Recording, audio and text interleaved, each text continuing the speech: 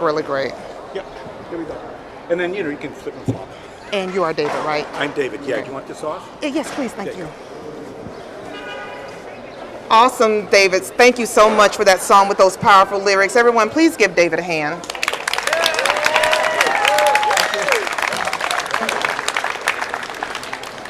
No justice?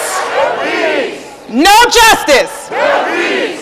No justice, no peace. Defund the police. No justice. Thank you all so much for coming out here today for such an important reason here in our county. We live in the best county in Maryland by many accounts, but there are populations in this county that are over-policed. There are populations in this county that are brutalized, and we are here to say today that the police, they are not the answer for Montgomery County. They are not the answer for us. We have a budget allocated of $386 million for police and jails. We need to take that money, invest it in our communities, make our communities stronger and safer. That is what we're here to say today. We need housing. We need mental health services. We need child care services. We need to invest in our schools. That is what we need. We do not need more police and jails. So at this time, I'm going to call forward Hashim Jabbar with Racial Justice Now. Hashim, are you here? Oh, here he comes. You all please give a warm welcome to Hashim. I'm going to touch the mic. Is that okay? I'm going to touch it. Go ahead. Mic check, 1, 2. How we feeling? Good. How we feeling? Good. My name is Hashim Jabbar. I'm here with Racial Justice Now, the DMV chapter. Racial Justice Now is based on education work that we do, ending the school-to-prison pipeline, ending racial disparities all throughout the country. Black children, African-American children are put out of schools, suspended, Yes. given detentions. Yes, they are. At 10 times the rate of all others. When we talk about education, we're talking about a learning environment. And so we've come to a point where it's normal for police to be in a learning environment.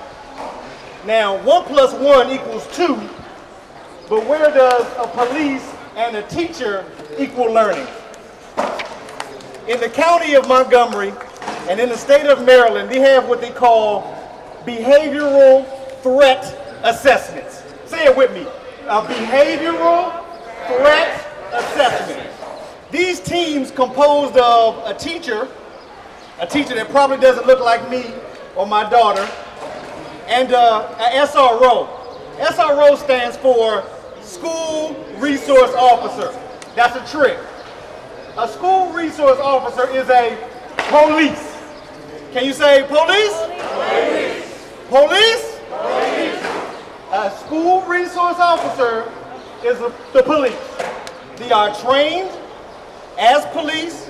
They're trained by the police to arrest criminals, not to teach students. So what you have is a volatile situation. How many of you saw Eric Garner being murdered by the police on YouTube, on television, on your phone? Well, all of the children in elementary, high school, middle school, they also saw that video too. But guess what happened when they went to school?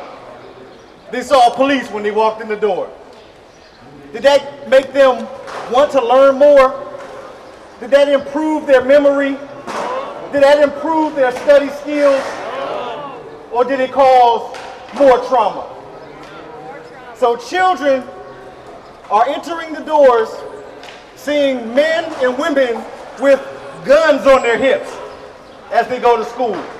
If a child talks out in class and he angers the teacher, or he gets into a scuffle, or he throws his book, did he say, I'm going to send you to the principal's office?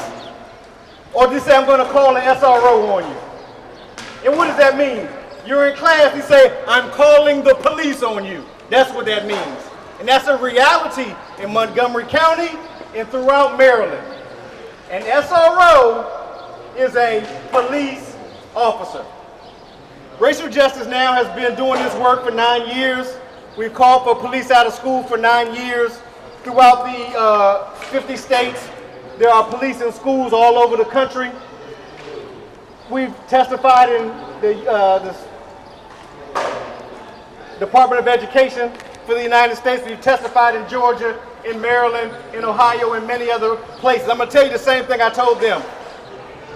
There's research done. All the governments like what they call best practices, right? There's no research anywhere that says police in schools make it safer. I'm going to say it again. There's no research anywhere that says police in schools make it safer. I'm going to tell you what I told the Washington Post.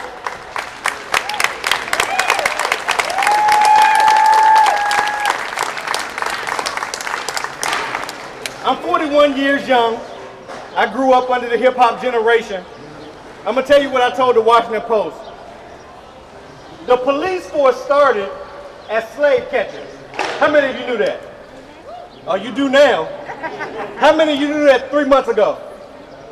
A lot less hands, right?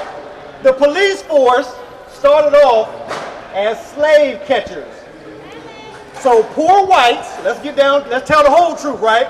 So poor whites that did not own slaves could not compete in a capitalist society. Come on, come on. So that the rich slave owners didn't want the poor whites to overthrow them.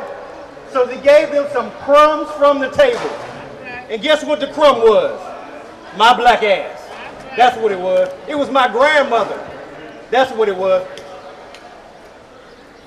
1700s, 1785, my grandmother was born. She didn't take that Atlantic slave trade boat ride. We were born here. We'd like to tell you that all of us that are so-called black took that ride. Not all of us were here. Some of us were here already. Columbus came to America. He saw somebody look like me. He said, there's Indians here. I'm not an Indian. So we're dealing with real histories that the slave owners had a relationship with the poor whites where they would give them crumbs to kidnap, to murder, to rape, to rob, and enslave freed blacks. Now this happened all over the country. And guess what? It's happening again. How many of you heard the school to prison pipeline? Judges in Pennsylvania, Illinois, and other states have been arrested for getting kickbacks for sending juveniles to prison. Which juveniles did they send? The ones that look like me.